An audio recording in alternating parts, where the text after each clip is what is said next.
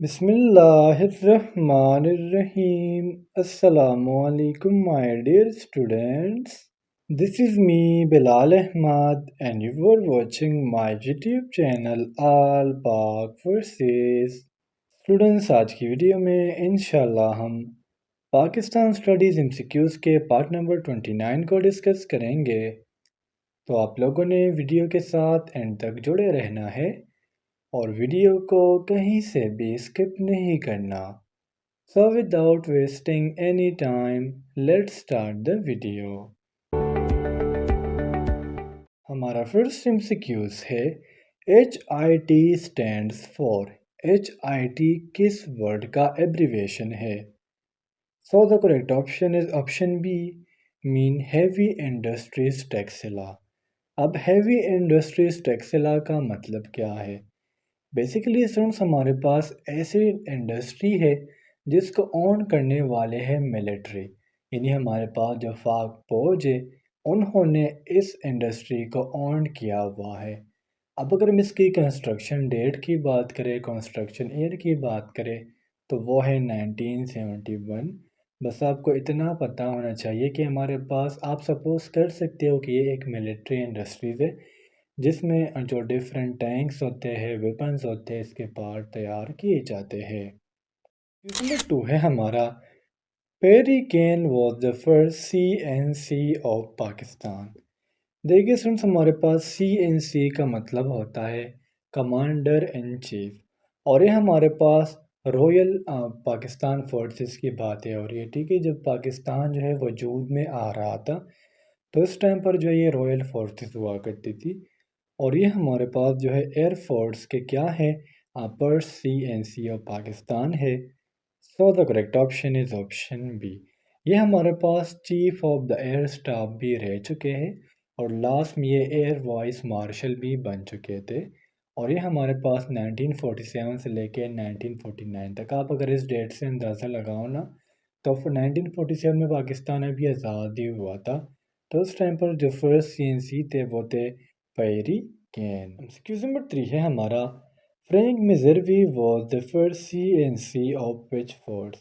ये बेसिकली जिसका जो पूरा नेम है वो है सर फ्रैंक मेजरवी, यानी इनको सर का टाइटल भी मिला हुआ है। और ये हमारे पास पाक आर्मी के जो है फर्स्ट CNC थे। So the correct option is option B. Frank Messervy जो है सुंडस का जो पूरा नाम था वो था सर फ्रैंक वॉल्टर मेजरवी, जो ब्रिटिश इंडियन ऑफिसर थे। ठीक है, यहाँ से आप अंदाज़ा लगा सकते हो कि इंडिपेंडेंस के टाइम की बातें हो रही है। तो ये ब्रिटिश इंडियन ऑफिसर थे पहले फर्स्ट और सेकंड वर्ल्ड वॉर में। फिर ये अगस्त 1947 से लेके फरवरी 1948 तक क्या रहे, CNC ऑफ पाकिस्तान आर्मी रह चुके हैं। नंबर 4 है हमारा who was the first Muslim CNC of Pakistan navy. जिस तरह से मैं आपको शुरू में बता चुका हूँ कि CNC का मतलब होता है कमांडर इन चीफ, और जो first Muslim commander in chief थे पाकिस्तान नेवी के, वो हमारे पास थे admiral Mohammad Siddiqui. So the correct option is option B. Admiral Mohammad Siddiqui का जो पूरा नाम है वो है हाजी मोहम्मद सिद्दीकी चौधरी। इनको हम सिंपली HMSB कहते हैं, जो फर्स्ट नेटिव कमांडर भी रह चुके हैं पाकिस्तान नेवी के। और आपको ये भी पता होना चाहिए कि हमारे पास जो एडमिरल ओहदा होता है ना, ये पाकिस्तान नेवी में सबसे बड़ा ओहदा है, जिस तरह आर्मी में जो है वो जनरल होते हैं। क्वेश्चन नंबर 5 है हमारा who was the first CNC of Pakistan navy. Pakistan navy के फर्स्ट कमांडर इन चीफ, वो मुस्लिम कमांडर इन चीफ की बात हो रही थी, यहाँ पर सिर्फ कमांडर इन चीफ की बात हो रही है, तो वो थे Gifford James. So the correct option is option A. Gifford James जो है स्टूडेंट्स, ये हमारे पास रॉयल इंडियन नेवी के ऑफिसर रह चुके हैं। और इस तरह हम ये भी कह सकते हैं, जिस तरह मैंने आपको शुरू में बात क्लियर की कि फर्स्ट जो है रॉयल फोर्सेस हुआ करते थे, तो ये रॉयल पाकिस्तान नेवी के CNC थे 1947 से लेके 1943 तक। नंबर 6 है हमारा who was the first Muslim CNC of Pakistan army. मुसलमानों के फर्स्ट CNC आर्मी में कौन थे? So the correct option is option A, mean field marshal Mohammad Ayub. Students, field marshal Mohammad Ayub जो है ये एक मिलिट्री ऑफिसर और साथ साथ पॉलिटिशियन थे। ये पाकिस्तान के सेकंड प्रेसिडेंट भी रह चुके हैं। क्वेश्चन नंबर 7 है हमारा, who reviewed the famous book the Indian Musalmans in 1872। जिस तरह स्टूडेंट्स आपको नेम से ज़ाहिर हुआ होगा कि ये एक बुक का नाम है। जिस तरह हम कोई गाइड लिखते हैं ना तो हम कहते हैं कि अभी इसकी रिव्यू नहीं हुई। रिव्यू से मुराद ऐसे ये होता है कि आप किसी को अपना बुक पकड़ा दो और वो उसमें गलतियाँ निकाल के ना फिर आपको वापस दे। तो ये हमारे पास द इंडियन मुसलमान्स, ये हमारे पास W.H. हंटर ने एक बुक लिखी थी जो 1871 में जो ये पब्लिश की गई थी। लेकिन इसका जो रिव्यू था वो सर सैयद अहमद खान ने किया था।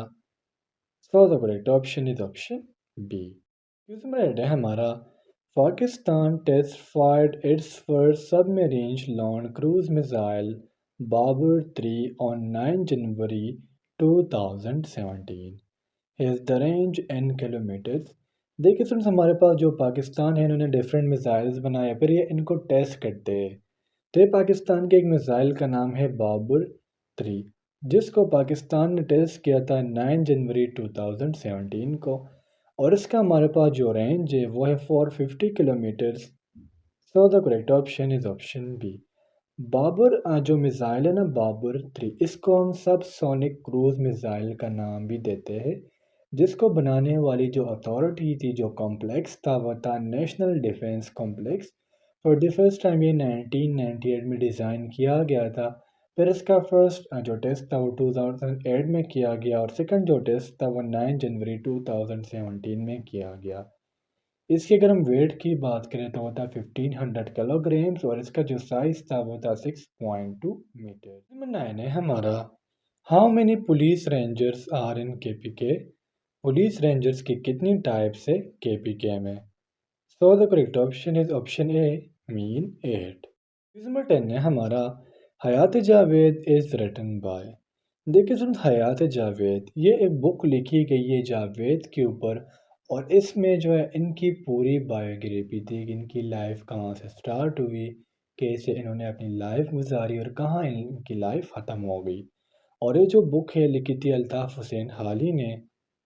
So the correct option is option D और ये बुक पब्लिश की गई थी 1901 में। एक्सक्यूज नंबर 11 है हमारा, which city of Pakistan held the OIC conference in 1997। OIC stand for organisation of Islamic countries, जिसमें टोटल 57 मेंबर्स है। ये जो ऑर्गेनाइजेशन है second largest intergovernmental organisation है जो 1969 में बनाया गया था। और इनकी हमारे पास जो मीटिंग थी जो 1997 में हुई थी वो इस्लामाबाद में की गई थी। So the correct option is option A. Question number 12 है हमारा, the highest official rank of Pakistan army is. Pakistan army का सबसे हाईएस्ट रैंक कौन सा है। So the correct option is option A, mean general. सबसे पहले होता है सेकंड लेफ्टिनेंट, फिर लेफ्टिनेंट, फिर captain, then major, then lieutenant colonel, then colonel, then brigadier, then major general, then lieutenant general and last में जनरल। 13 है हमारा, the पुख्तनवली is. पुख्तनवली student से हमारे पास एक एथिकल कोड है। So the correct option is option ए। अब जितने भी पठान लोग होंगे वो इस MCQs को समझ पाएंगे, जबकि उर्दू वालों की समझ से ये MCQs थोड़ा बाहर है। एक्सक्यूज नंबर 14 है हमारा, Chowk Yadgar Peshawar commemorates the heroes of the blank. Basically सुन, जब आप पेशावर जाओगे तो उधर एक चौक है जिसे हम यादगार पेशावर का नाम देते हैं। और ये हमारे पास 1965 का जो वॉर हुआ था इंडिया और पाकिस्तान के दरमियान, उसमें जितने भी फौजी शहीद हुए थे उनका हमें याद दिलाता है। So the correct option is option A. Students, basically जो 1965 का वॉर है ये 2 मंथ्स और 2 वीक्स तक जारी रहा। फिर दोनों कंट्रीज यानी इंडिया और पाकिस्तान ने ये कहा कि हमने जंग जीत लिया। मेरा मतलब ये है कि पाकिस्तान ने कहा कि जंग हमने जीता है और इंडिया ने कहा कि जंग हमने जीता है। एक्सक्यूज नंबर 15 है हमारा, fault is in which province. स्वाल्स को स्विट्ज़रलैंड और पाकिस्तान भी कहा जाता है और ये केपीके में लोकेट है। So the correct option is option ए। तो स्टूडेंट्स ये थे आज के हमारे पाकिस्तान स्टडीज़ के एमसीक्यूज़। उम्मीद करता हूँ आपको तमाम एमसीक्यूज़ क्लियर हुए होंगे। और अगर फिर भी आप लोगों को कोई भी कन्फ्यूजन हो, कोई भी डाउट हो, तो आप लोग मुझसे कमेंट सेक्शन में पूछ सकते हो। इंशाल्लाह अगली वीडियो में मिलते हैं। तब तक के लिए मुझे इजाज़त दीजिए। मुझे अपने दुआ में याद रखिए। अल्लाह हाफिज़।